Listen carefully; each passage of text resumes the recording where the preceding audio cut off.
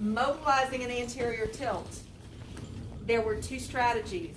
One was here and here, 2 points of control, lumbar and sternum. Okay? The other one was, make sure when you're using a rolling stool that you know where the people's feet are. Okay?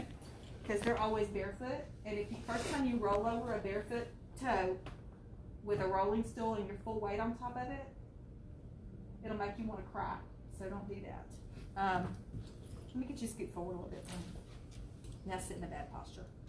My other way is with my gait belt, so when I pull, she sits up straight, and when I anteriorly tilt, she goes back to her original place. Okay, so we got that this morning. Those are your two modes. What's the most commonly missed thing on it? All right. What so was it? Facilitating. There are three. Count them three.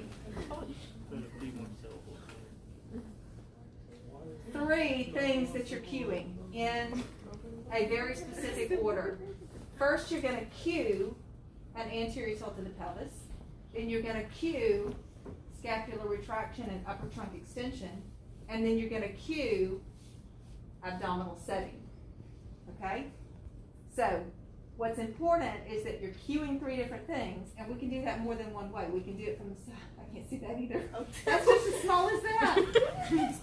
You would have to go like to 75%. It's like 140. I know this stuff pretty good.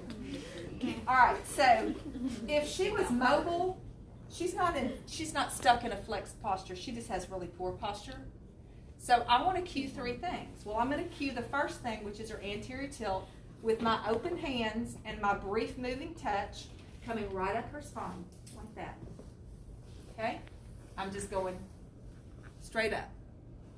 And so she sits all the way up in an anterior tilt, and then I'm going to next do like windshield wipers.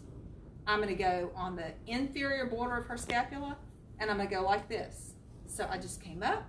Now I'm going to go like this, and it's going to brief moving touch right over the scapula to cue them to retract and the rhomboid muscles to tighten. That's going to pull her shoulders back and help her to elevate her chest and, extend her upper trunk.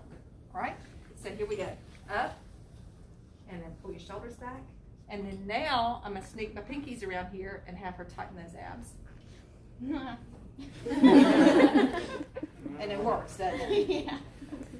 I don't have to tell her what to do because my fingers are telling her what to do once she understands the cues. Now, people, it's not magic. So the first time you do it, they're going to just think you're giving them a massage, and they're not going to do anything.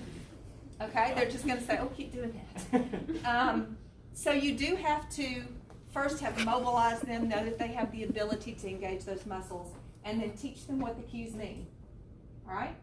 So you can do the exact same thing, seated beside your patient, and we do it a little bit differently.